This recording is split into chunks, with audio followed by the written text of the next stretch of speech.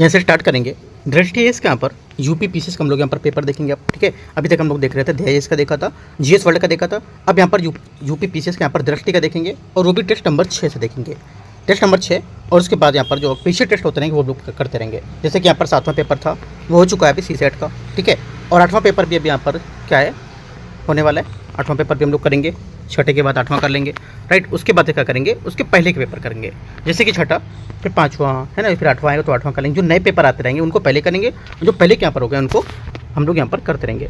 Start करते हैं, question 1 से आते हैं, देखते हैं इसको क्वेश्चन को। और यहाँ पर ये पॉलिटी का पेपर होगा, ठीक है, राज्य व्यवस्था का। यहाँ से पहला क्वेश्चन है सूची 1 और सूची 2, यहाँ पर दे रखा है अनुच्छेद और यहाँ पर इसकी विषय वस्तु है।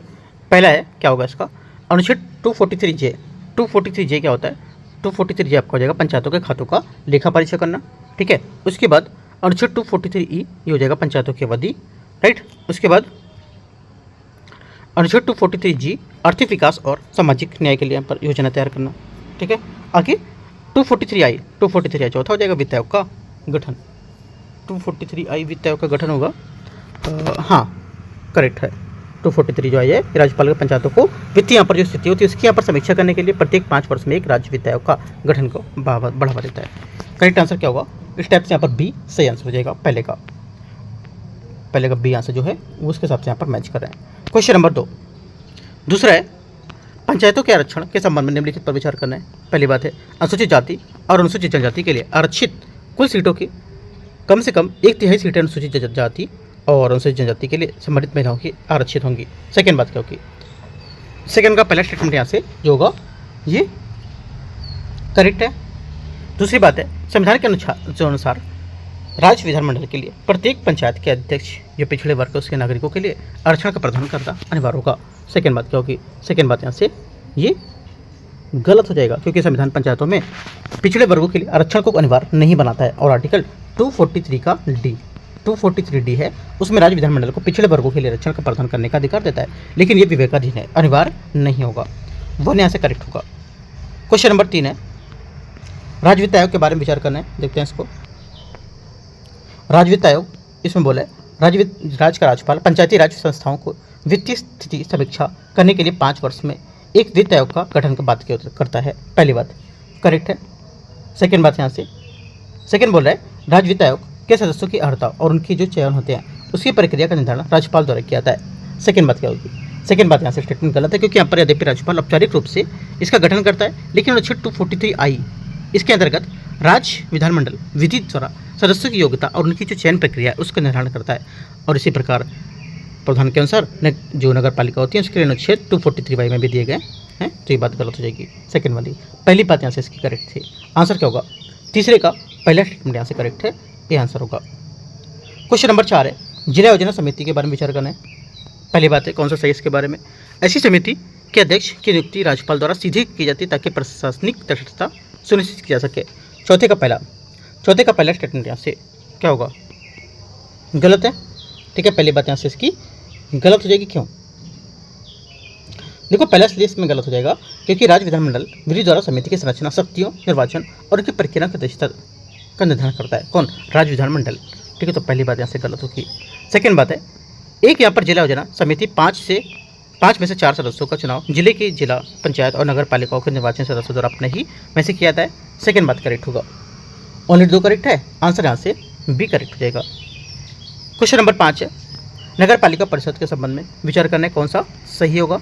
नगर पालिका परिषद के बारे में देखो, नगर पालिका परिषद के बारे में जो करेक्ट होगा वो हो जाएगा यहाँ से भारतीय संविधान का भाग 9A के अंतर्गत यहाँ पर शहरी स्थानीय निकाय संस्थाएं जो होती हैं उसका प्रावधान किया गया है। और 74वें संविधान संशोधन अधिनियम 1992 द्वारा जोड़ा गया था। भारतीय संविधान का आर्टिकल 243Q जो होता है ये इसके अंतर्गत नगर पालिकाओं का वर्गीकरण शहरी क्षेत्रों में आकार तथा आकृति के आधार पर करते हैं। तो जो आंसर हो जाएगा इसका ये छोटे शहरी क्षेत्रों के लिए गठित की जाती है, ये बात इसकी करेक्ट हो जाएगी। 5वें का सी करेक्ट आंसर होगा, ठीक है। क्वेश्चन नंबर 6 आते हैं, 6 नंबर क्वेश्चन नंबर 6 है पंचायती राज से संबंधित जो निम्नलिखित समितियों को उनकी नियुक्ति और सही क्रम के अनुसार व्यवस्थित करना है, क्या होगा देखते हैं। देखो पहला यहाँ से क्या होगा, छठे का हो जाएगा आपका यहाँ से एक तो जीवी राव समिति है ना। जीवी राव समिति क्या होगा आपका, अशोक मेहता समिति, बलवंत राज मेहता समिति और रमेश सिंघवी। तो यहाँ पर कालक्रम के अनुसार क्या होगा, पहला कालक्रम के अनुसार पहला आएगा आपका बलवंत राय मेहता समिति, ठीक है। उसके बाद आपका आएगा अशोक मेहता समिति, राइट। उसके बाद आपका पहला GV राव और उसके बाद चौथा LM सिंघवी। करेक्ट आंसर छठे का C यहाँ से सही आंसर है। क्वेश्चन नंबर 7 आते हैं। महानगर योजना समिति के बारे में विचार करना, MPC के बारे में। यह भारतीय संविधान के अनुच्छेद 243 ZE के अंतर्गत अधिदेशित एक क्या है, संवैधानिक निकाय होगा। 7वें का पहला स्टेटमेंट यहाँ से क्या होगा, ये करेक्ट हो जाएगा। सेकेंड बात है, भारत के प्रत्येक महानगरीय क्षेत्र में एक महानगरीय योजना समिति की होना अनिवार्य होता है, जो विकास के प्रारूप की योजना तैयार करता है। सेकेंड बात भी इसकी करेक्ट होगी। तीसरा है, महानगरीय क्षेत्र में ऐसे क्षेत्र का रूप में परिभाषित किया जाता है जिसकी जनसंख्या 5 लाख या उससे अधिक की होती है। तीसरी बात यहाँ से क्या होगी, ये गलत हो जाएगी, क्योंकि यहाँ पर संविधान का आर्टिकल 243 का P जो है ये बताता है कि महानगर क्षेत्र वह क्षेत्र होता है जिसकी जनसंख्या 10 लाख से अधिक, ठीक है, 10 लाख से अधिक या 10 लाख हो, उनमें से एक से अधिक जो जिले सम्मिलित हों और उसमें 2 या 2 से अधिक नगर पालिका पंचायत शामिल हों, ठीक है। तीसरी बात यहाँ से गलत होगी। 1 2 करेक्ट है, आंसर यहाँ से 7वें का A करेक्ट हो जाएगा। क्वेश्चन नंबर 8 यहाँ से इसमें बोला है राष्ट्रीय आपातकाल की प्रकृति के संबंध में विचार करना है, कौन सा सही होगा। पहला, जब राष्ट्रीय आपातकाल युद्ध या बाह्य आक्रमण के आधार पर घोषित किया जाता है तो इसे यहाँ पर बाह्य आपातकाल कहा जाता है। पहला क्या होगा, पहला स्टेटमेंट यहाँ से जो रहेगा ये करेक्ट है, ठीक है। सेकंड, जब सशस्त्र विद्रोह के आधार पर राष्ट्रीय आपातकाल घोषित किया जाता है तो इसे आंतरिक आपातकाल के रूप में जानते हैं। सेकंड क्या होगा, सेकंड यहाँ से स्टेटमेंट ये भी करेक्ट होगा। तीसरा है, सशस्त्र विद्रोह के आधार पर शाह आयोग की सिफारिश पर संविधान में जोड़ा गया था, ये बात भी करेक्ट होगा। तीनों बात यहाँ पर राष्ट्रीय आपातकाल के बारे में एकदम करेक्ट है। आंसर क्या होगा, आंसर यहाँ से 1 2 3 D यहाँ से करेक्ट होगा 8वें का, ठीक है। क्वेश्चन नंबर 9 यहाँ से इसमें बोले संपत्ति के अधिकार के संबंध में विचार करने कौन सा यहाँ पर सही होगा, ठीक है। पहला है, यहाँ पर बोला है चूँकि संपत्ति का अधिकार जो होता है अब मूल अधिकार नहीं रहा है, इसलिए यहाँ पर कोई भी व्यक्ति इसके उल्लंघन के लिए अनुच्छेद 32 के उच्चतम न्यायालय के लिए रिट याचिका दायर नहीं कर सकता है। पहला क्या होगा, देखो 9वें का जो पहला स्टेटमेंट है यहाँ से ये करेक्ट एकदम सही बात बोला है यहाँ से, ठीक है। सेकंड देखते हैं, सेकंड यहाँ से क्या होगा, सेकंड बोले कि आर्टिकल जो 300A है, ठीक है, 300A है, ये बोलता है कि उल्लंघन से यहाँ पर व्यथित कोई भी व्यक्ति अनुच्छेद 226 के तहत उच्च न्यायालय जा सकता है, ये बात भी करेक्ट है, ठीक है। दोनों बात क्या है इसकी करेक्ट है। 9वें का आंसर क्या हो जाएगा, 9वें का आंसर यहाँ से C करेक्ट है, ठीक है। 1 2 दोनों। क्वेश्चन नंबर 10, क्वेश्चन नंबर 10 है राष्ट्रीय आपातकाल के संबंध में यहाँ पर संसदीय स्वीकृति है उसके संबंध में विचार करना है, कौन सा सही होगा। आपातकाल की घोषणा के अनुमोदन हेतु अपेक्षित बहुमत उसके निरंतर बने रहने की स्वीकृत करने हेतु अपेक्षित बहुमत से अधिक होता है। 10वें का क्या होगा, 10वें का पहला स्टेटमेंट यहाँ से करेक्ट है। सेकंड, आपातकाल के अनुमोदन के लिए विशेष बहुमत की आवश्यकता 44वें संविधान संशोधन अधिनियम 1978 द्वारा लागू की गई थी। सेकंड बात क्या होगी, सेकंड बात यहाँ से ये भी सही होगी। दोनों बातें 10वें के भी करेक्ट है, आंसर क्या होगा C यहाँ से ये भी करेक्ट है। क्वेश्चन नंबर 11, निम्नलिखित में से किन विषय पर 42वें संविधान संशोधन राज्य सूची से संवर्धित सूची में स्थानांतरित किया गया था, आंसर क्या होगा बताना। देखो जो आंसर 11वें का हो जाएगा ये हो जाएगा, एक तो शिक्षा और वन करेक्ट होगा, ठीक है। उसके बाद तौल और नाप है ना, ये बात भी यहाँ से करेक्ट होगी। तीसरी बात है वन जीवों का परिचय संरक्षण, ये भी बात करेक्ट है। तो सभी तीनों यहाँ से क्या होगी इसके करेक्ट होंगे। आंसर क्या होगा, आंसर यहाँ से D, सभी आंसर इसका करेक्ट होंगे। क्वेश्चन नंबर 12, यहाँ से 12 नंबर क्वेश्चन है, इसमें बोले राष्ट्रीय आपातकाल के प्रतिसंघवाद करने के संबंध में विचार करना है। प्रतिसंघवाद मतलब होता है रिवोकेशन, ठीक है, इसके बारे में विचार करना है। आपातकाल की जो निरंतरता होती है उसके अनुमोदन के लिए प्रस्ताव संसद के दोनों सदनों द्वारा पारित किया जाना आवश्यक होता है। पहला देखो 12वें का जो पहला स्टेटमेंट है ये यहाँ से गलत होगा, ठीक है। पहली बात गलत है कि यदि लोकसभा में साधारण बहुमत से आपातकाल के विरुद्ध प्रस्ताव पारित करती है तो राष्ट्रपति उसे प्रतिसंवाद करना अनिवार्य समझता है, जैसे साधारण बहुमत से, ठीक है। याद रखना है यहाँ पे क्या बोला था कि प्रस्ताव आपातकालीन को दोनों सदनों के यहाँ पर सदनों में पारित किया जाना आवश्यक होगा, ऐसा तो नहीं है, ठीक है। तो पहली बात गलत हो जाएगी। सेकंड बात, ऐसा प्रस्ताव सदन के उपस्थित और मंथन करने वाले जो सदस्य होते हैं उसमें साधारण बहुमत से पारित किया जाता है। सेकंड बात यहाँ से करेक्ट है, ओनली 2 करेक्ट है। यहाँ से राष्ट्रपति किसी भी समय पश्चातवर्ती उद्घोषणा द्वारा आपातकालीन क्या कर सकता है, प्रतिसंवाद कर सकता है या अनुमोदन कर सकता है, ठीक है। लोकसभा के पास आपातकाल की निरंतरता स्वीकृत करने की विशेष शक्ति होती है जो 44वें संविधान संशोधन द्वारा एक यहाँ पर जोड़ी गई थी व्यवस्था, ठीक है। यहाँ पर संसद के दोनों सदनों की बात करें इस वजह से गलत होगा। ओनली 2 करेक्ट है, आंसर 12वें का बी दूसरा करेक्ट होगा। क्वेश्चन नंबर 13 है 13, राष्ट्रीय आपातकाल के मूल अधिकारों के पड़ने वाले प्रभाव के बारे में विचार करना है। अनुच्छेद 358 के अंतर्गत अनुच्छेद 19 का निलंबन राष्ट्रीय आपातकाल के संपूर्ण अवधि तक जारी रहता है। पहला क्या होगा? 13 का पहला स्टेटमेंट यहाँ से करेक्ट है। सेकंड, आर्टिकल 359 अनुच्छेद 359 के अंतर्गत अधिकारों के प्रवर्तन का निलंबन आपातकाल की जो अवधि होती है उसे कम समय के लिए भी किया जा सकता है। सेकंड क्या होगा? सेकंड बात यहाँ से 13 क्या होगा? सेकंड बात यहाँ से भी करेक्ट हो जाएगी। दोनों बातें यहाँ से क्या है? दोनों बातें यहाँ से 13 की क्या हो जाएंगी? करेक्ट है। हाँ, आंसर सी करेक्ट हो जाएगा। क्वेश्चन नंबर 14 14 नंबर है। इसमें बोला है 14 में राष्ट्रपति शासन के संबंध में विचार करना है। अनुच्छेद 356 के अनुसार जब कोई व्यक्ति, ठीक है, जब कोई यहाँ पर राज्य संघ या व्यक्ति नहीं, जब कोई राज्य या संघ द्वारा दिए गए किसी भी निर्देश का पालन करने में विफल रहता है तब राष्ट्रपति के लिए यहाँ पर यह घोषित करना विधि सम्मत होता है कि राज्य सरकार संविधान के अनुरूप नहीं चलाई सकती है। पहला क्या होगा? 14 का पहली बात यहाँ से स्टेटमेंट जो होगी ये करेक्ट है, सही बात है या नहीं? पहली बात गलत हो जाएगी, क्योंकि देखो इस वजह से गलत है पहला स्टेटमेंट, क्योंकि यहाँ पर भारतीय संविधान का आर्टिकल 365 जो होता है 365 ये राज्य में संघ के निर्देश को पालन करने के लिए बताता है, और ना कि यहाँ पर आर्टिकल 356 नहीं होगा, 365 होगा। ठीक है, ये गलत है। सेकेंड, ये अनुमोदित हो जाता है तो राष्ट्रपति क्या करता है 6 माह के भीतर प्रभावी रहता है और समय पर अनुमोदन करने के लिए साथ एकदम 5 वर्ष तक बढ़ा सकता है यदि अनुमोदित हो जाता है। किस पर? अगर 365 हो जाता है अनुमोदित होता, ना कि 356, है ना? तो यहाँ से क्या होगा? सेकेंड बात भी इसकी गलत हो जाएगी। सेकेंड बात यहाँ से गलत है, और एक कारण से गलत है क्योंकि यहाँ पर अधिकतम अवधि 6 माह पर संसदीय अनुमोदन के साथ अधिकतम 3 वर्ष जारी रखा जा सकता है, इस वजह से भी गलत होगी। तो क्या होगा? दोनों बातें गलत हैं। 14 का आंसर डी। क्वेश्चन नंबर 15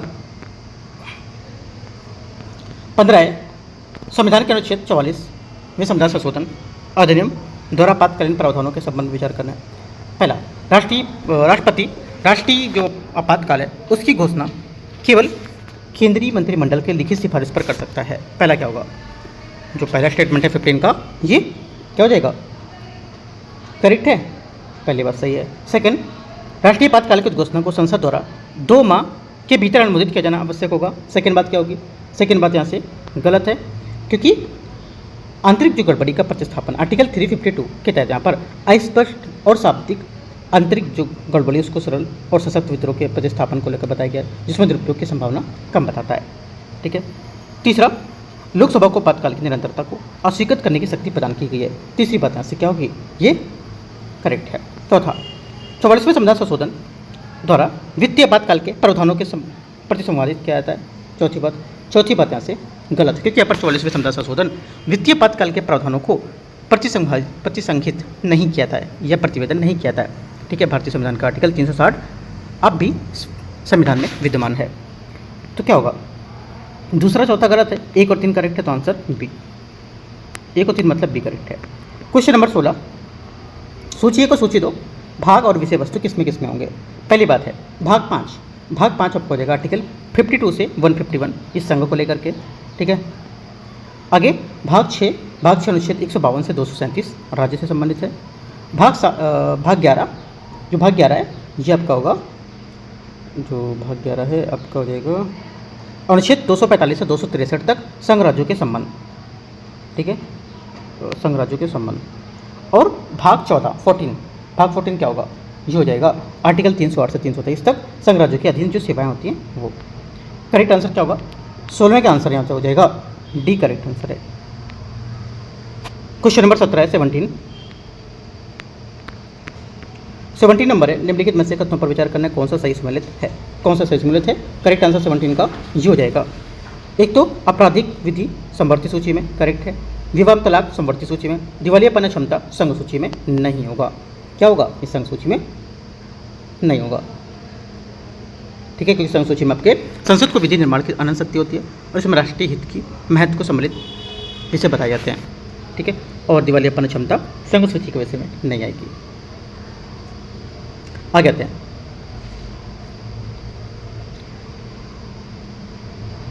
दिवालियापन जो आएगा ये समवर्ती सूची में आता है। ठीक है, दिवालियापन हो गया, अक्षमता हो गई, आपराधिक, विवाह तलाक, ये सब उसमें आएगा समवर्ती सूची में।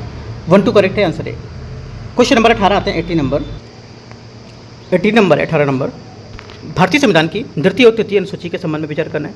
पहला, द्वितीय अनुसूची में संवैधानिक पदाधिकारियों एवं वेतन भत्तों को प्रावधान सम्मिलित होगा। पहला 18वें का पहला स्टेटमेंट यहाँ से क्या होगा, ये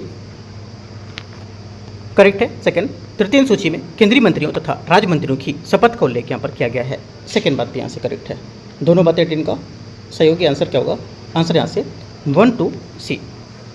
क्वेश्चन नंबर 19 90 नंबर है केंद्र राज्य संबंध है उसके बारे में। प्रथम प्रशासनिक सुधार आयोग 1966 की सिफारिशों के संबंध में विचार करना है। अनुच्छेद 263 के अंतर्गत अंतर्राज्यीय परिषदों की स्थापना। पहला क्या होगा, 19 का पहला स्टेटमेंट सही है। सेकंड, सार्वजनिक जीवन में दीर्घ अनुभव और दीर्घकालीन दृष्टिकोण रखने वाले व्यक्तियों को राज्यपाल नियुक्त किया जाना। सेकंड बात भी करेक्ट होगी। तीसरा है राज्यों की केंद्र पर निर्भरता कम करने हेतु उन्हें अधिक वित्तीय संसाधनों का हस्तांतरण करना, ये भी करेक्ट है। और चौथा, राज्यों की अधिकतम शक्तियों का प्रत्यायोजन करना। चारों बातें करेक्ट है। 19 का आंसर क्या होगा, 19 का आंसर सभी यहाँ से सही है, डी करेक्ट होगा।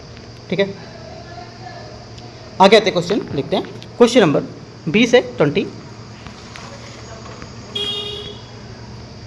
यहाँ पर बोला है कि सूची 1 सूची 2 इन पे संशोधन और इसके यहाँ पर अनुच्छेद कौन कौन से होंगे। पहली बात है देखते हैं, इसमें बोला 13वां संशोधन है ना। पहले क्या बोला है 13वां संविधान संशोधन 1962 नागालैंड से संबंधित विशेषिक यहाँ पर जो प्रावधान थे वो होगा, तो हो जाएगा आपका 1 371 है। आगे आएगा आपका 22वां संविधान संशोधन, ये 1969 असम से संबंधित है, 371 बी राइट। आगे है 27वां संविधान संशोधन 1971, ये क्या होगा, ये हो जाएगा आपका चौथा मतलब 371 सी। आगे आपका आएगा 36वां संविधान संशोधन 371 एफ। ठीक है, करेक्ट आंसर यहाँ से क्या होगा, ये करेक्ट है। क्वेश्चन नंबर 21 है 21, अनुच्छेद 343 की राजभाषा संबंधी प्रावधान के बारे में कौन सा कथन यहाँ पर गलत है। कौन सा कथन गलत है, 21 का आंसर क्या होगा, यहाँ से जो आंसर हो जाएगा गलत 21 का। तो पहला बोला है संघ की राजभाषा देवनागरी लिपि हिंदी में होगी, ये बात तो करेक्ट हो गई। ठीक है, आर्टिकल 343 के संघ की राजभाषा संबंधित है और यहाँ पर ये संविधान के भाग 17 से शामिल हो किया जाएगा, पहला करेक्ट है। सेकेंड, संघ के आधिकारिक प्रयोजनों के लिए प्रयुक्त होने वाले अंकों का रूप भारतीय अंकों में अंतर्राष्ट्रीयकरण स्वरूप होगा, सेकेंड क्या होगा, सेकेंड बात भी करेक्ट है। तीसरा, संविधान में यह प्रावधान किया गया था कि संविधान लागू होने से ठीक 10 वर्ष बाद अंग्रेजी आधिकारिक भाषा समाप्त हो जाएगी, तीसरी बात गलत हो जाएगी, ऐसा कुछ यहाँ पर नहीं था। ठीक है, क्योंकि अनुच्छेद 343 जो था ये मूल रूप से यह प्रावधान किया गया था कि संविधान में लागू होने की तिथि 15 वर्षों तक है और अंग्रेजी आधिकारिक कार्यों के लिए जारी रहेगी, ना कि 10 वर्षों तक, तो इस वजह से हमारा गलत हो जाएगा। ठीक, तो गलत पूछा तो केवल 3 आएगा आंसर। क्वेश्चन नंबर 22 है, देखते हैं इसको। इसमें बोला है 8वीं सूची में शामिल यहाँ पर भाषाओं के संबंध में विचार करना है कौन सा सही नहीं है। ठीक है, पहला बोला है 71वें संविधान संशोधन में 3 भाषा जोड़ी गई थी, कोंकणी, मणिपुरी और नेपाली। पहला क्या होगा, 22वीं का पहला स्टेटमेंट यहाँ से जो होगा ये करेक्ट हो जाएगा, है ना, पहली बात यहाँ से सही है। सेकेंड बात है 71वें संविधान संशोधन द्वारा साथ ही 8वीं सूची की भाषाओं को कुल संख्या 17 हो गई थी। सेकेंड बात गलत है कि यहाँ पर जो संख्या थी 18 हो गई थी, 15 से बढ़कर 18, 17 थी। ठीक है, तीसरी बात क्या है, तीसरी बात है असमिया को भारतीय संविधान के 1950 की मूल 8वीं अनुसूची में शामिल किया गया था, ये बात करेक्ट है। आंसर क्या होगा, 1 और 3 करेक्ट है ना, तो आंसर क्या होगा, गलत पूछा था तो दूसरा गलत है। ठीक है, क्वेश्चन नंबर 23 है शास्त्रीय भाषा के संबंध में विचार करना है कौन सा सही होगा। पहली संस्कृत भाषा थी जिसे शास्त्रीय भाषा का दर्जा प्राप्त हुआ था, गलत है। पहली संस्कृत नहीं थी, पहली कौन सी थी, पहली तमिल थी 2004 में। ठीक है, तो गलत हो गया, तमिल को 2004 में शास्त्रीय भाषा घोषित किया गया था, सही बात है। शास्त्रीय भाषा का दर्जा संस्कृति मंत्रालय करता है, गलत है। कौन करता है, भारत सरकार द्वारा शिक्षा मंत्रालय के यहाँ पर से किया जाता है। ठीक है, तो क्या होगा, संस्कृति मंत्रालय नहीं होगा, आंसर इसका क्या होगा, बी करेक्ट आंसर है, केवल 2। क्वेश्चन नंबर 24 भारत में नागरिकता प्राप्त करने के संबंध में विचार करना है। जन्म द्वारा नागरिकता प्राप्त अधिनियम 1955 द्वारा विनियमित होगा। 24 का पहला स्टेटमेंट क्या होगा, पहला स्टेटमेंट 24 के यहाँ से करेक्ट है। सेकेंड, 26 जनवरी 1950 के बाद भारत में जन्म व्यक्ति माता पिता की राष्ट्रीयता से अप्रभावित रहते हुए स्वतः ही नागरिक बन जाता है। सेकेंड बात यहाँ से क्या होगी, गलत है, क्योंकि 1986 संशोधन ने इस सिद्धांत को सीमित कर दिया था और यह प्रावधान किया था कि 1 जुलाई 1987 के बाद भारत में जन्म लेने वाला व्यक्ति तभी भारतीय नागरिक बनेगा जब जन्म के उस समय उसके माता पिता कोई भी एक भारतीय नागरिक हों। सेकेंड बात गलत होगी। तीसरा है भारतीय संविधान के संपूर्ण भारत के लिए यहाँ पर एक ही नागरिकता का प्रावधान करता है, तीसरी बात करेक्ट है। 1 और 3 सही है, 24 का आंसर ए नंबर। 25 नंबर है, केंद्र सरकार किसी नागरिक को उसकी नागरिकता वंचित कर सकती है यदि, कब वंचित कर सकती है? यदि पहली बात देखो, पहला बोला इसमें कि वह नागरिकता धोखाधड़ी मिथ्या प्रस्तुतिकरण द्वारा प्राप्त की गई हो। एकदम सही बात है, धोखे से आप अगर ऐसा कर सकते हो या गलत कुछ यहाँ पर डॉक्यूमेंट्स करके, है ना, ऐड करके हो सकते हो, तो ये हो सकता है। सेकेंड बात, नागरिकों की वहाँ पर भारतीय संविधान के प्रति निष्ठाहीनता को प्रदर्शित करता हो। एकदम सही बात है। तीसरा, नागरिक लगातार 5 वर्षों तक समान रूप से भारत के बाहर हिरासत हो। भारत से बाहर से आपका ऐसा नहीं होगा, है ना, ये स्टेटमेंट आपका गलत हो जाएगा तीसरा वाला, राइट, क्योंकि बाहर रहने से आपका इससे कोई फर्क नहीं पड़ेगा 5 साल से, ठीक है। चौथी बात है, नागरिकों को पंजीकरण देशी नागरिक के 5 वर्षों के भीतर किसी देश में 2 वर्ष की कारावास की सजा सुनाई गई, तो ये बात सही होगी। तो आंसर क्या होगा? 1, 2, 4 इसका आंसर होगा। 25 का सी स्टेटमेंट यहाँ से सही आंसर है। 26 नंबर, 26 नंबर देखते हैं इसमें। इसमें बोले समता के अधिकार के बारे में विचार करना है। अनुच्छेद 16 के अंतर्गत संसद के किसी राज्य या संघ राज्य क्षेत्र में नियोजन निवास शर्त हेतु इसके रूप में निर्धारित कर सकती है। पहला करेक्ट है। सेकंड, अनुसूचित जातियों और जनजातियों के लिए पदोन्नति में आरक्षण लाभ के 77वें संविधान संशोधन अधिनियम द्वारा प्रस्तुत किया गया था। सेकंड बात भी करेक्ट है। 26 का दोनों करेक्ट है। सी यहाँ से क्या होगा? आंसर होगा। 27 नंबर है, अभिकथन है कारणार। भारत में मूल अधिकार अत्यांकित नहीं है बल्कि युक्त प्रबंधन के अधीन होगा। 27 का पहला स्टेटमेंट क्या होगा? यहाँ से ये क्या होगा? पहला देखो, पहली बात जो यहाँ से रहेगी, ये स्टेटमेंट इसका करेक्ट क्या होगा? हो जाएगा, सही बात कर रहा है, ठीक है। सेकंड बात है यहाँ से, व्यक्तिगत अधिकारों की सामाजिक व्यवस्था एवं राष्ट्रीय सुरक्षा हितों के साथ संतुलन किया जाना आवश्यक होगा। ये भी बात करेक्ट है। दोनों बातें 27 का सही है। आंसर क्या होगा? 1 और 2 दोनों स्टेटमेंट इसका करेक्ट होगा, ठीक है। क्या होगा? डी करेक्ट होगा 27 का, राइट। आगे आते हैं 28 नंबर क्वेश्चन। 28 है, निवारक निरोध यह है, विधायी शक्तियों के संबंध में विचार करना है। केवल संसद को राज्य सूची की सुरक्षा से संबंधित कारणों हेतु निवारक निरोध पर कानून बनाने की प्रवेश शक्ति प्राप्त होती है। पहला 28 का पहला स्टेटमेंट यहाँ से गलत है। क्यों? देखो, पहला इसलिए गलत हो जाएगा क्योंकि जो संसद द्वारा राज्य विधानमंडल दोनों सदनों की राज्य की सुरक्षा, लोक व्यवस्था बनाए रखने के लिए, समुदाय के लिए आवश्यक आपूर्ति एवं सूचना सेवाओं अनुसरण संबंधी यहाँ पर कारणों को निवारक निरोध कानून बनाने की समर्थ शक्ति प्राप्त होती है ना। ये बात गलत हो जाएगी इसकी। सेकेंड बात है, संसद तथा राज्य विधानमंडल दोनों लोक व्यवस्था बनाए रखने के लिए संबंधित कारणों की निवारक इस पर शक्ति, समवर्ती शक्ति प्राप्त होगी। ये बात करेक्ट है। विशेष शक्ति नहीं प्राप्त होती, इसको समवर्ती शक्ति प्राप्त होती है, ठीक है। ओनली 2 करेक्ट है। की पॉइंट एकदम से क्वेश्चन गलत हो रहा है, ठीक है, तो ध्यान रखना है, विशेष शक्ति और समवर्ती जो शक्तियाँ होती है उसमें अंतर है।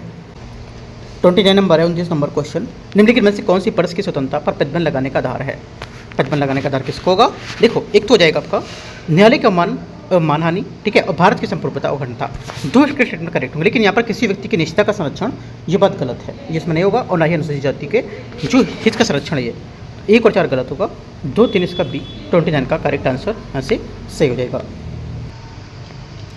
30 नंबर क्वेश्चन है, इसमें बोल रहे हैं भारत के अल्पसंख्यक अधिकारों के संबंध में विचार करना है। कौन सा सही होगा? भारतीय संविधान की जनसंख्या के आधार पर अल्पसंख्यक शब्द को परिभाषित करता है। पहला क्या होगा? 30 का पहला स्टेटमेंट यहाँ से जो रहेगा ये गलत है, ठीक है। पहली बात यहाँ से गलत हो जाएगी। क्यों? देखो, पहले इसलिए गलत है क्योंकि भारतीय संविधान में संख्यक शब्द की परिभाषित यहाँ पर नहीं किया गया है। बात गलत हो जाएगी। सेकंड बात है, संविधान केवल धार्मिक और भाषाई अल्पसंख्यक को ही मानता रहता है। सेकंड बात यहाँ से इसकी करेक्ट होगा।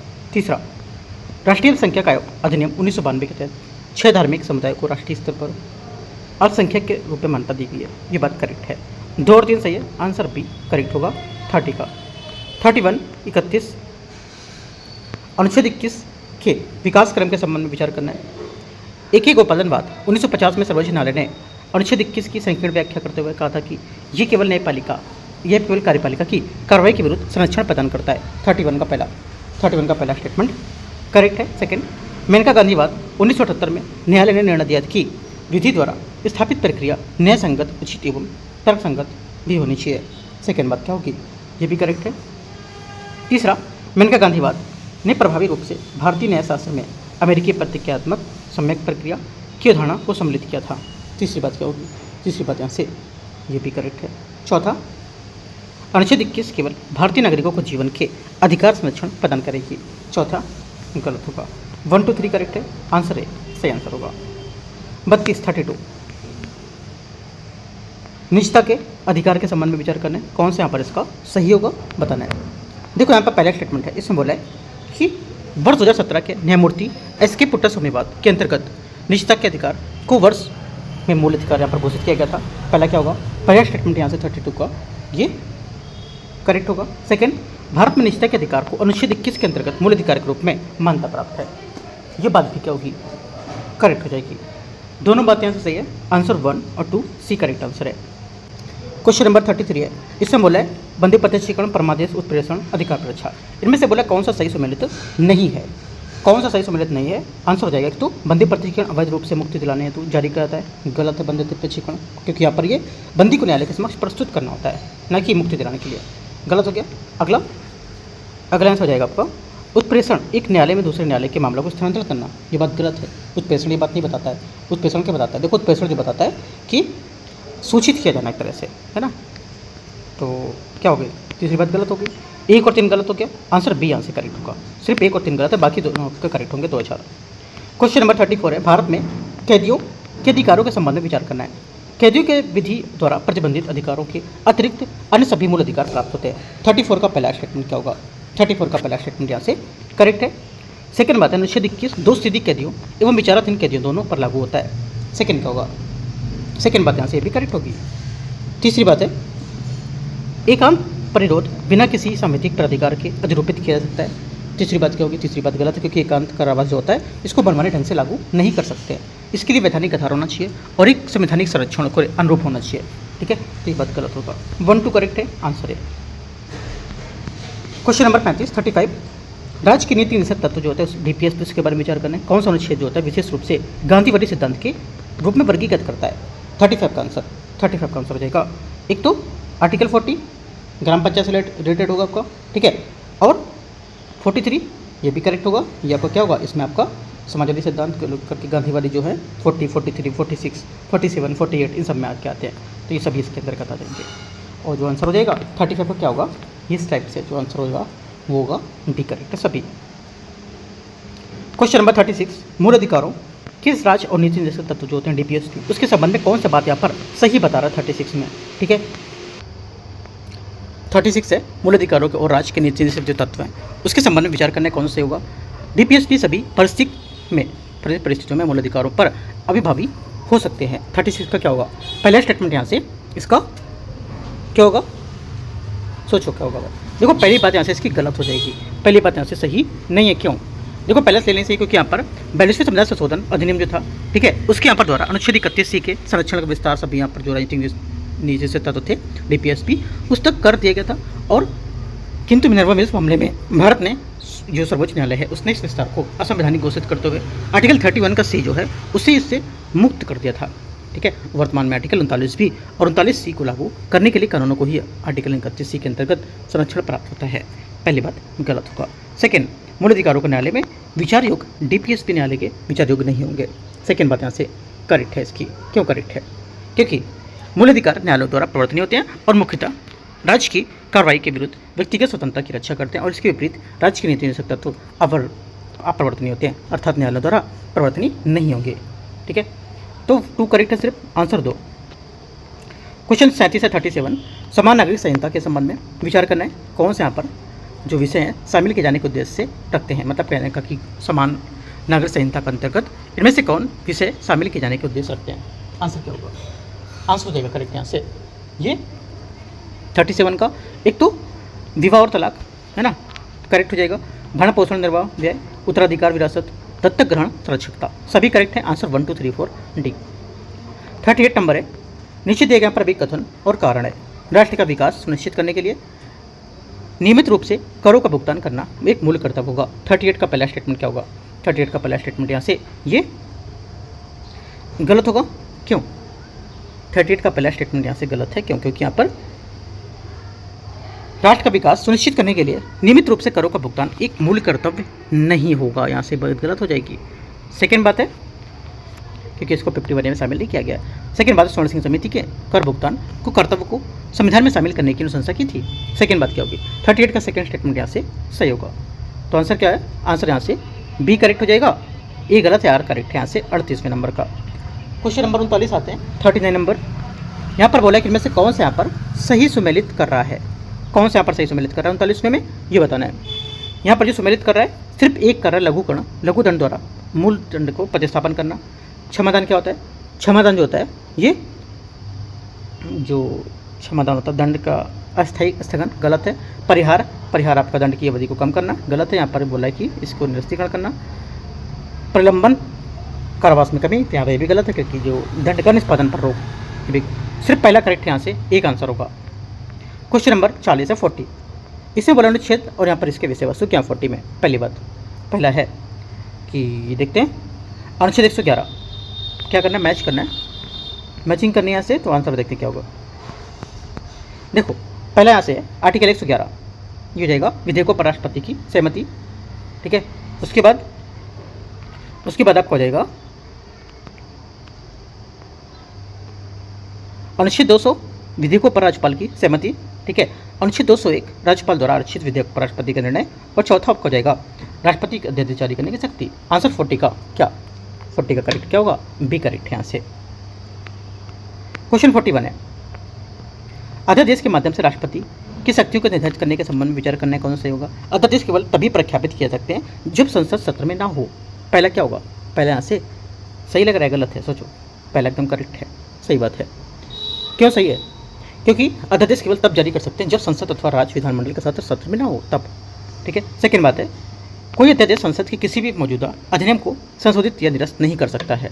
सेकंड बात यहाँ से गलत होगी, क्योंकि अध्यादेश केवल नए कानून बनाने तक सीमित नहीं है, बल्कि ये संसद द्वारा बनाए गए किसी मौजूदा कानून में संशोधन, परिवर्तन, प्रतिस्थापन अथवा निरसन भी कर सकता है। चूँकि अध्यादेश केवल संसद के अधिनियम के समान बल के प्रभाव से प्राप्त होता है, इसलिए वे सभी विधायी कार्य कर सकता है और उन्हें संसद समान विधान के माध्यम से कर सकेगी।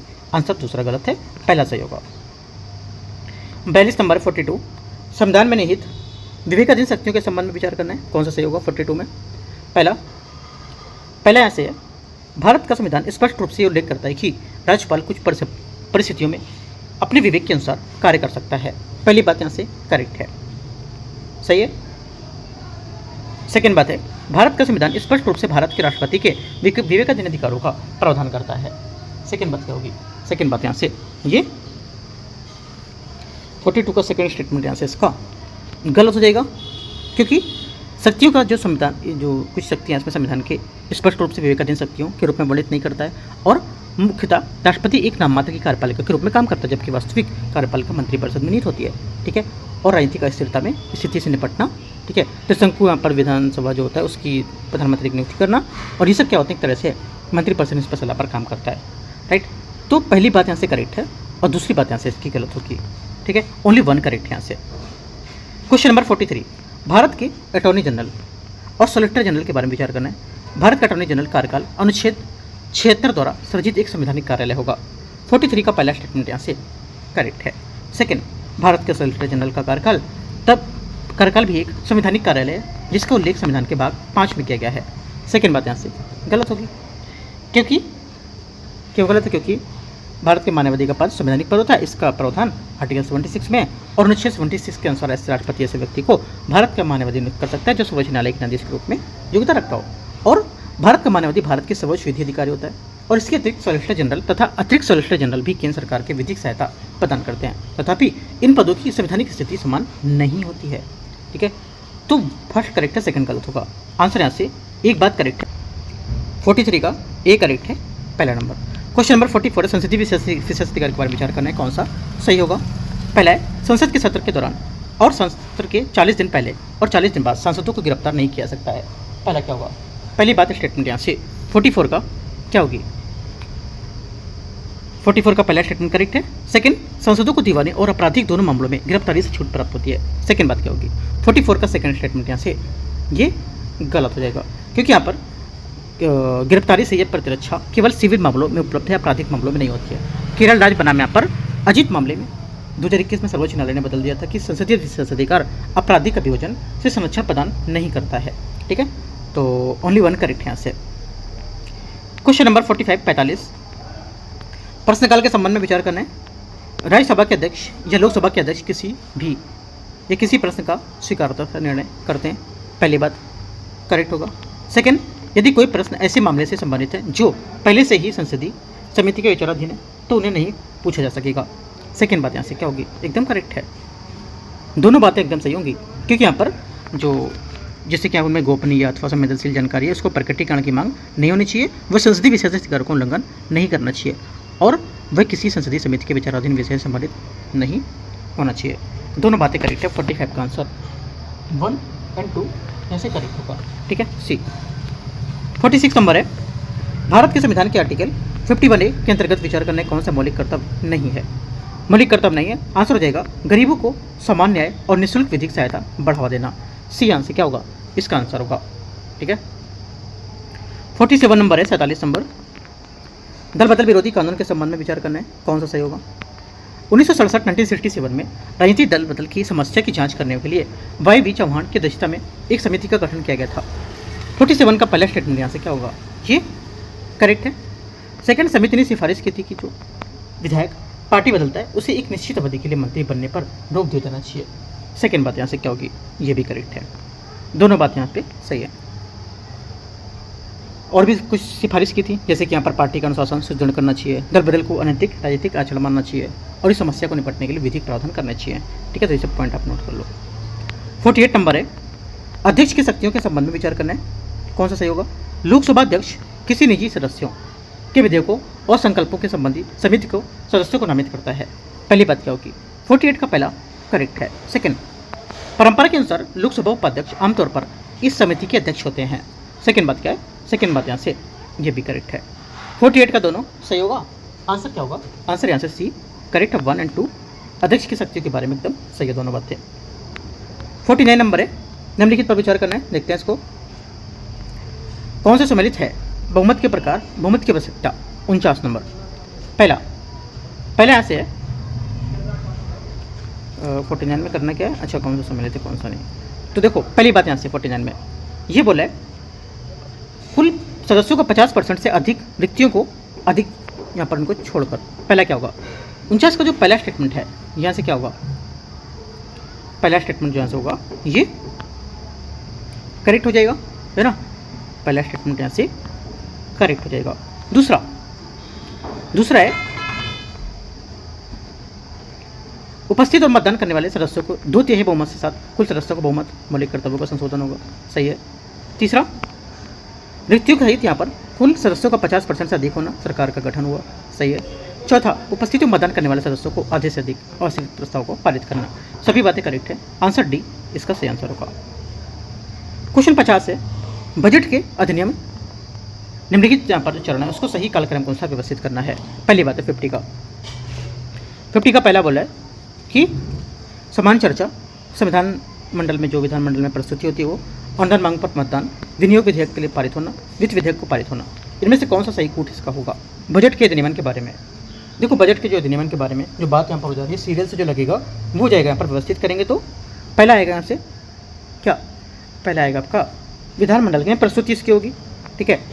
उसके बाद क्या होगा, उसके बाद होगा समान चर्चा की जाएगी, अगर विधानमंडल प्रस्तुति की जाएगी तो उसमें क्या होगी, चर्चा होगी। चर्चा होने के बाद क्या होगा, चर्चा होने के बाद विनियोग विधेयक को पारित होना होगा, ठीक है। पारित होने के बाद क्या होगा, अनुदान मांगों पर मतदान किया जाएगा, मतदान होगा। और मतदान के बाद क्या होगा, मतदान के बाद आपका हो जाएगा वित्त विधेयक पारित हो जाएगा। 5 2 1 4 3 5 2 1 4 3 5 करेक्ट आंसर ए 50 का सही आंसर है। 51 नंबर है, 51 नंबर, धन विधेयक के संबंध में विचार करना है, कौन सा सही है? किसी विधेयक धन विधेयक माना जाएगा यदि उसमें किसी कर के आरोपण, समाप्ति, छूट, परिवर्तन, ये विनिमय जुर्माना लगाने को संबंधित प्रावधान शामिल हो। पहला क्या होगा, 51 का पहला स्टेटमेंट यहाँ से गलत है। पहला गलत है, क्यों? पहला इसलिए गलत है क्योंकि स्थानीय प्रयोजनों के लिए स्थानीय प्राधिकरण द्वारा करों का अधिरोपण अथवा विनिमय जो होता है ये क्या होगा, ये कोई विधेयक केवल इस कारण से धन विधेयक नहीं माना जाएगा, है ना। ये ना ही आर्थिक जुर्माना दंडों को लेकर, ना ही लाइसेंस अथवा जो सेवाओं को लेकर के, तो ये बात गलत हो जाएगी। सेकंड बात है, प्रत्येक धन विधेयक केवल एक सरकारी विधेयक होता है और इसे केवल मंत्री द्वारा ही प्रस्तुत किया जा सकता है। सेकंड बात क्या होगी, सेकंड बात यहाँ से इसकी करेक्ट है। ओनली 2 करेक्ट है, सही पूछा है तो आंसर बी। क्वेश्चन 52 52 नंबर है, वित्त विधेयक के संबंध में विचार करना है। पहली बात है, वित्त विधेयक संसद के किसी भी सदन में प्रस्तुत किया जा सकता है। 52 का पहली बात यहाँ से गलत है, पहली बात यहाँ से गलत है, ठीक है, पहला स्टेटमेंट इसका गलत हो जाएगा क्योंकि ये केवल लोकसभा में ही प्रस्तुत किया सकता है, ठीक है। सेकेंड बात है, राज्यसभा को वित्त विधेयक 4 अस्वीकार करने या उसमें संशोधन करने का अधिकार प्राप्त होता है। सेकेंड बात करेक्ट है क्योंकि राज्यसभा जो होता है इसमें धन विधेयक में विपरीत समान शक्तियाँ प्राप्त होती हैं और राष्ट्रपति की पूर्व सिफारिश आवश्यक होती है, ठीक है, और गतिरोध की स्थिति में बैठक संभव होती है। तो ये सब याद रखना है।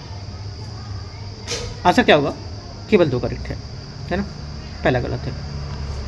52 का बी सही आंसर है। 53 नंबर 53, निम्नलिखित में से कौन सा भारत में प्रत्यायोजित विधान के रूप है? प्रत्यायोजित विधान के रूप इनमें से भारत में कौन सा है? आंसर 53 का क्या होगा? 53 का हो जाएगा यहाँ से एक तो नियम और विनिमय, ठीक है, करेक्ट है। उसके बाद दूसरा स्थानीय प्राधिकरणों की उपविधि, ये भी करेक्ट है। और चौथा आपको हो जाएगा वैधानिक साधन, राष्ट्रपति द्वारा प्रख्यापित अध्यादेश, यहाँ पे गलत हो जाएगा ये, ठीक है। 1, 2 और यहाँ पर सिर्फ इसका करेक्ट आंसर होगा 53 का ए नंबर। 54 नंबर क्वेश्चन है, 54 नंबर है, न्यायिक समीक्षा के संबंध में विचार करना है कि स्वतंत्र भारतीय मामले में भारत में सर्वोच्च न्यायालय ने यह निर्णय दिया था कि संसद जो है संविधान के मूल ढांचे का बदलाव नहीं कर सकती है। पहला क्या होगा? 54 का पहला स्टेटमेंट यहाँ से करेक्ट होगा।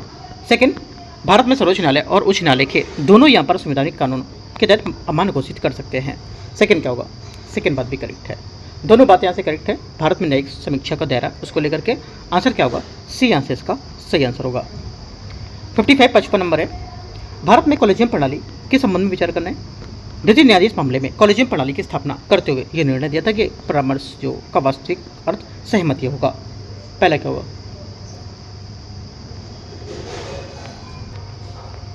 तो 55 का पहला स्टेटमेंट जो रहेगा यहाँ से करेक्ट है क्योंकि द्वितीय न्यायाधीश मामले में कॉलेजियम प्रणाली की स्थापना करते हुए निर्णय दिया था कि परामर्श का वास्तविक अर्थ सहमति है, ठीक है, पहली बात यहाँ से सही है। सेकेंड बात यहाँ से सेकेंड इसमें बोला है कि द्वितीय न्यायाधीश मामले में सर्वोच्च न्यायालय ने निर्णय दिया था कि भारत के मुख्य न्यायाधीश सीजीआई को अनुशंसाएं करने से पहले सर्वोच्च न्यायालय के 4 वरिष्ठ न्यायाधीशों से परामर्श करना होगा। ऐसा नहीं था, गलत है, क्योंकि संरचना इसकी थी प्रमुख मुख्य न्यायाधीश प्लस सर्वोच्च न्यायालय के 2 वरिष्ठ न्यायाधीश, जिस वजह से गलत हो जाएगी। कॉलेजियम की शुरुआत, न्यायपालिका की स्वतंत्रता और सुदृढ़ करना, ये सब हमारे द्वितीय न्यायाधीशवाद में आए थे, ठीक है। द्वितीय न्यायाधीशवाद मतलब सेकेंड यहाँ पर न्यायाधीशवाद था 1993 उसमें, और जो तीसरा न्यायाधीशवाद था उसमें 1998 में ये बात आई थी कि कॉलेजियम का विस्तार 3 सदस्यों से बढ़ाकर 5 सदस्यों तक किया जाए, ठीक है। तो ये नोट कर लो, इंपॉर्टेंट पॉइंट है। पहला सही था, दूसरा गलत है।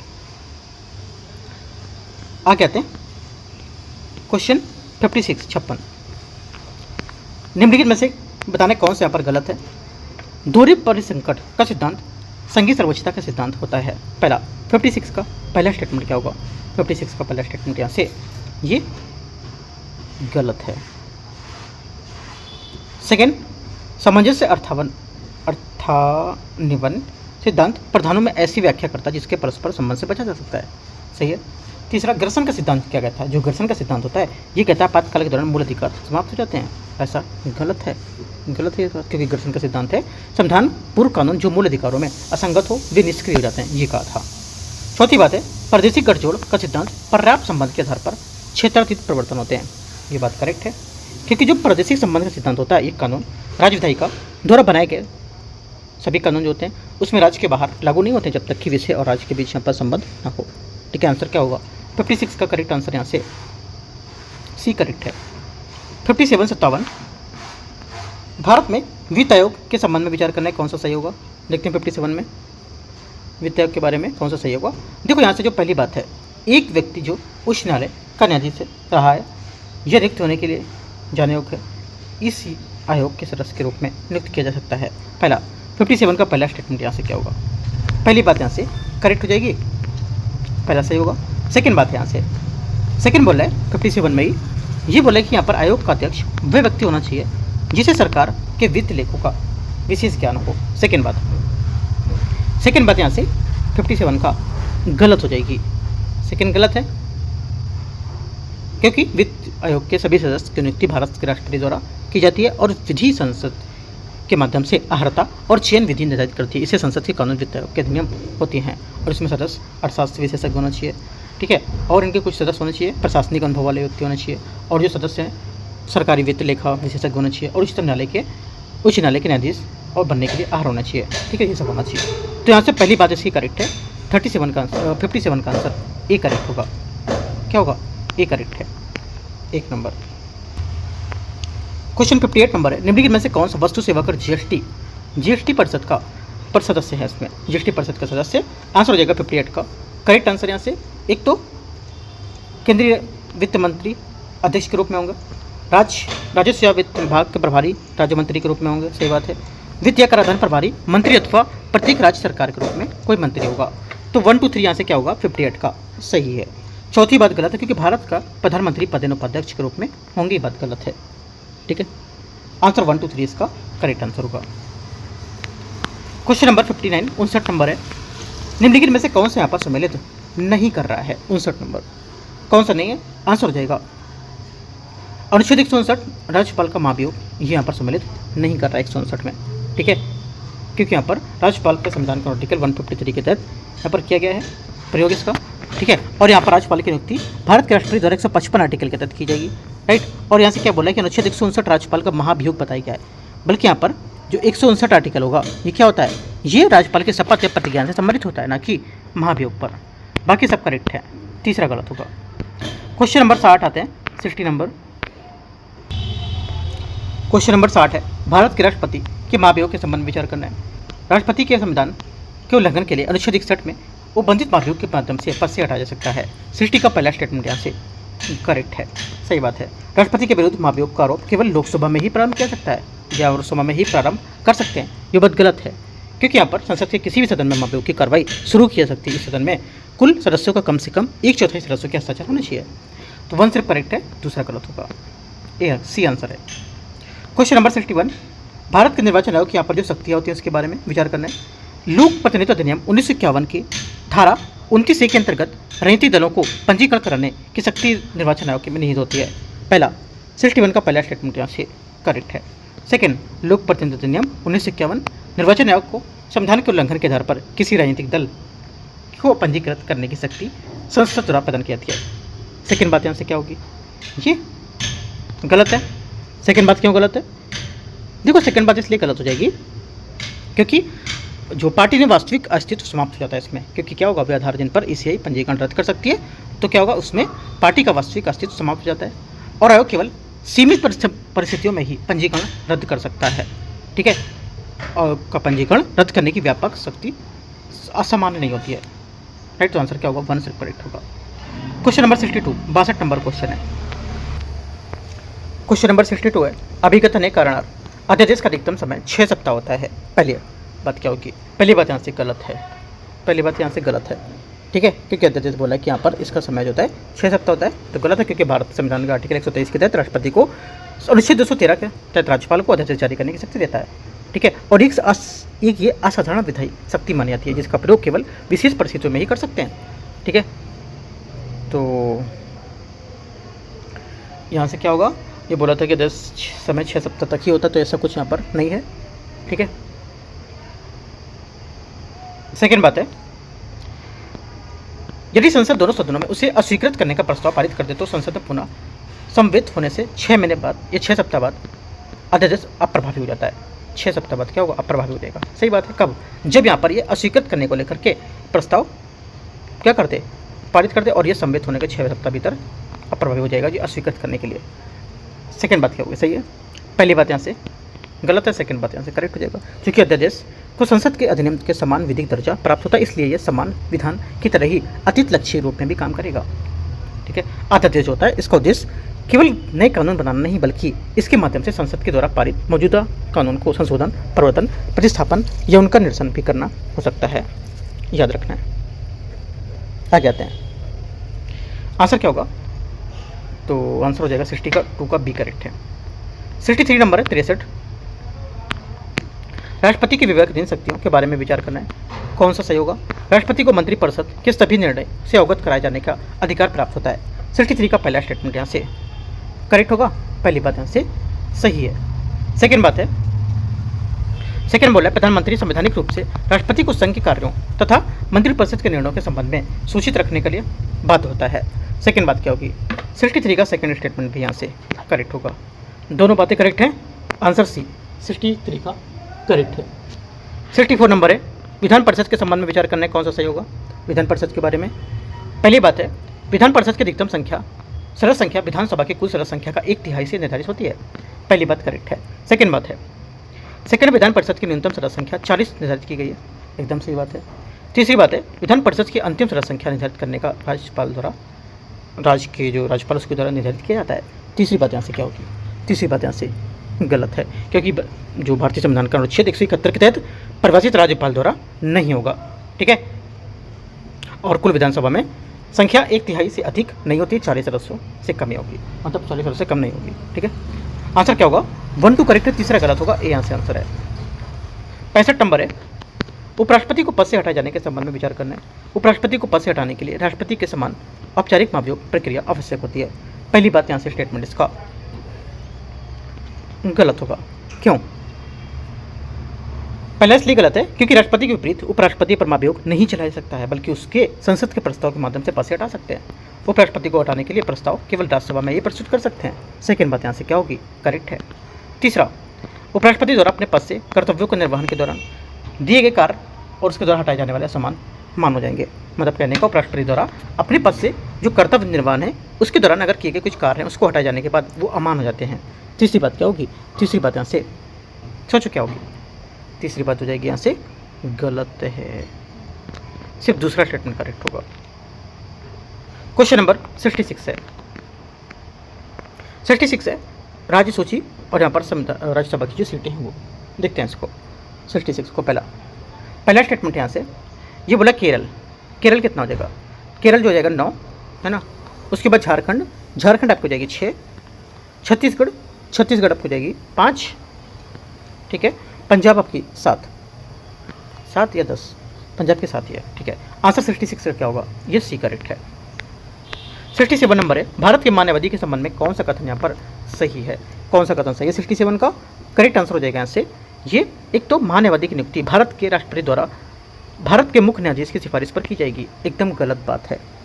पहली बात एकदम गलत है क्योंकि मानवाधिकार की नियुक्ति भारत के राष्ट्रपति द्वारा सरकार की सलाह पर की जाएगी, ना कि मुख्य न्यायाधीश की सलाह पर, ये बात गलत है।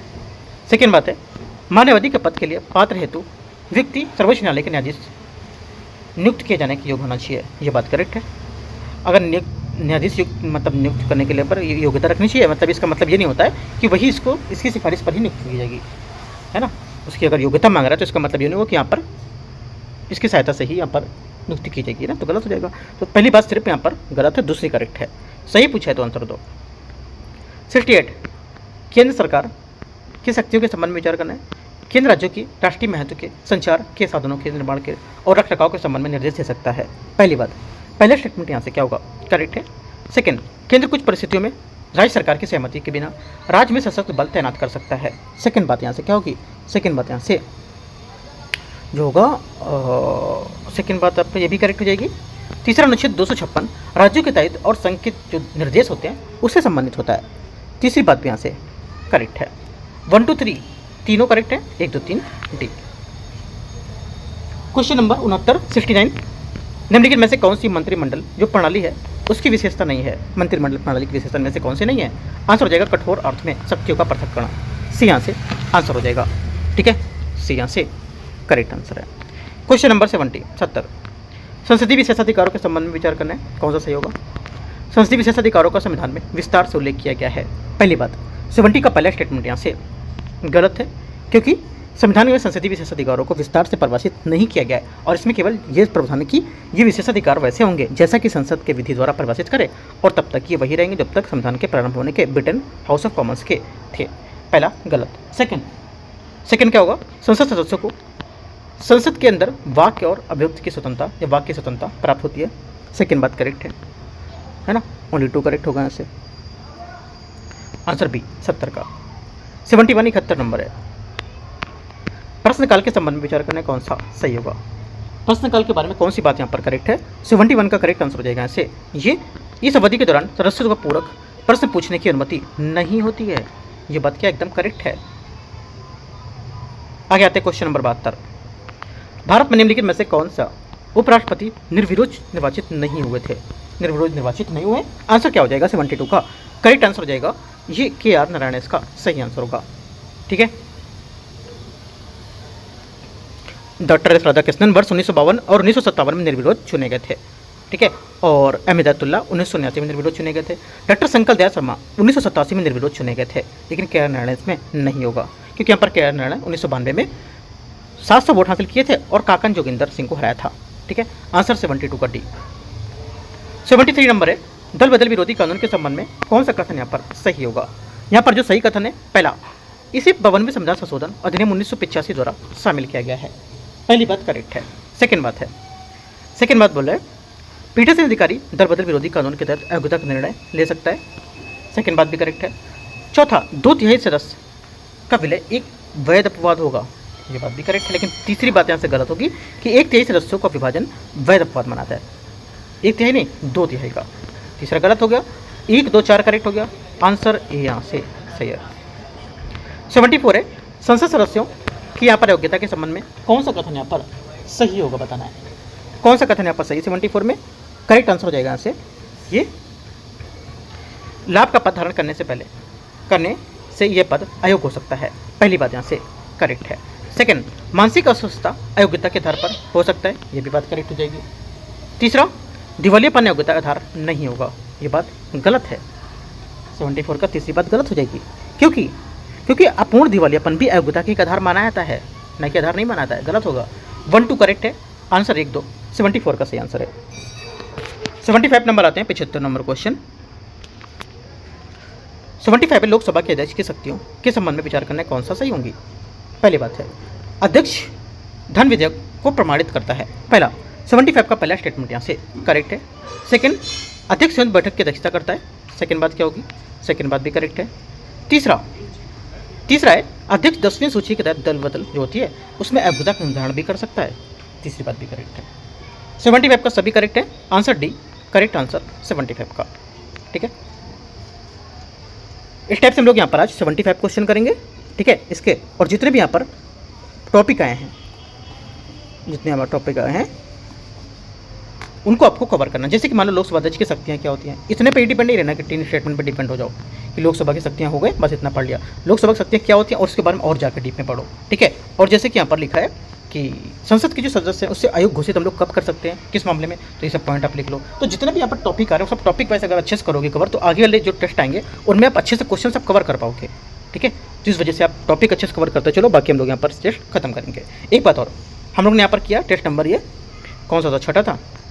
जो भी टेस्ट होगा उसके बाद 7वां जो आएगा, 7वां आपका जो है सीसेट का होगा। देखो जो सीसेट के पेपर होंगे वो आपको टेलीग्राम पर शेयर करेंगे, सीसेट के पेपर यहाँ पे मैं नहीं कराऊंगा आपको, सीसेट के पेपर आपको टेलीग्राम पर शेयर करेंगे, वो आपको खुद से करना है। 7वां पेपर मैं आपको टेलीग्राम पर शेयर करूँगा और उससे पहले 5वां पेपर मैं आपको इसके बाद कराऊंगा, फिर 8वां पेपर कराएंगे, ऐसे करके करेंगे। जो लेटेस्ट आएगा उसको पहले, जो बाद में होगा उसको ऐसे, ठीक है। एक बात आपको यहाँ पे याद रखना है कैसे कैसे पेपर होंगे। बाकी कुछ पूछना रहेगा तो आप टेलीग्राम पे या नीचे कमेंट करके पूछ सकते हो, राइट। एंड करते हैं, all the best, thank you.